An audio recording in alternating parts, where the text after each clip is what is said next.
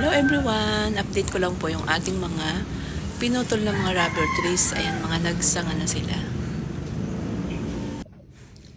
Ayan, ito na yung ating mga stem cuttings. Ayan, nagsuloy na sila. Ayan, yung ginupit nating mga dahon. Ayan, mga buhay na. Ayan, nagsuloy na tong isa. Di ba? Nabuhay din natin yung ating stem cutting. Tusok lang to sa lupa. Ayan, may mga gupit na dahon. Ayan, mayroon pang lumalabas na, ayan, papasuloy pa lang. Ano to, after 2 months yung ating stem cuttings, eto na sila. Although merong mga hindi nagtuloy, pero gano'n naman talaga hindi lahat successful. Ayan, ito pero buhay naman. Marami naman yung nabuhay. Ayan, kumpara doon sa hindi nagtuloy. Ito. At saka ito, tingnan nyo. Buong buo pa rin yung dahon niya. Ayan, walang nalagas dyan. Ayan, mula sa pagkakatali ko. Ayan siya ngayon. After 2 months. Ayan, ang ganda nitong ano na to. Walang nalagas na dahon. Ayan, ito yung iba. Ayan, mga lumalabas na yan, Tapos hanggang sa magkaroon na sila ng ayan, meron pa rin dito. Ayan yung iba, ayan, nalagas yun, natuyo na yung ibang dahon nila. Ayan, maganda na to pagka nag-umpisa na talagang umaba yung kanilang mga suloy. Ayan, buhay na sila. Ito, buong buo yung dahon niya.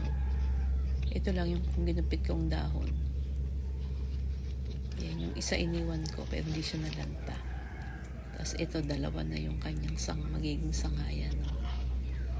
Di ba ang cute? Ang cute pag ganito lang kaliit. Yan. Di ba nakakatuwa? Yan. Ito yung mga hindi nagtagumpay sa buhay. Ayan sila. Siyempre, ganun talaga. May nagpapatuloy. At meron naman ding bumibigay.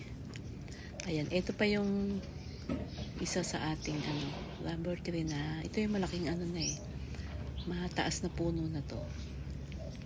Ayan. Naging dalawa na yung kanyang naging supling. Ayan.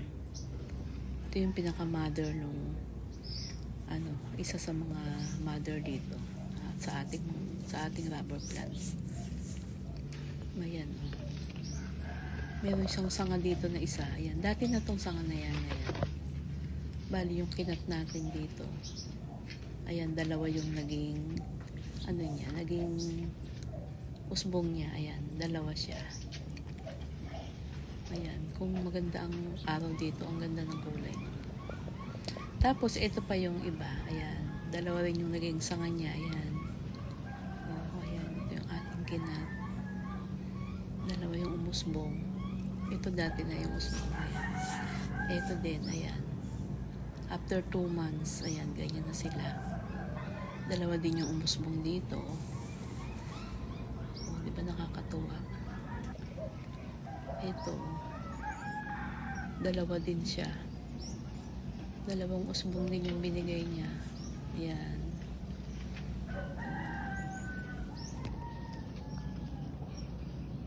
Tapos ito din, burgundy ito. Ayan, isa lang yung usbong niya. Ang ganda ng bagong bukas na dahon. Ang ganda ng kulay. Tapos nga, madudumi yung mga dahon nila. Dahil nga dito sa lugar namin, maalikabok. Ito, isa lang yung binigay niya. Walin pa naman yung gusto kong dahon. Napakatipid magbigay ng anak ng supling. Ito yung may variegation. Ito, isa lang din yung binigay niya. Depende rin minsan parang depende sa lahi. Merong isa lang talagang mag-anak, mag-supling. Ayan. Medyo kasi dito, malilim. Kasi nakukuberan sila ng mga dahon ng saging. Medyo, tsaka mataas na yung iba. Ayan, naging legi na kasi yung ibang puno. Ayan, isa lang din to. Pero okay na rin, mahalaga ay, ayan, mahalaga ay buhay talaga sila. Dito ko na po i-end yung aking video. Maraming salamat po sa lahat po ng sumama, sa lahat po ng napasilip at napadaan sa ating munting channel. Bye! Ingat po tayo lahat. God bless us all and keep safe everyone!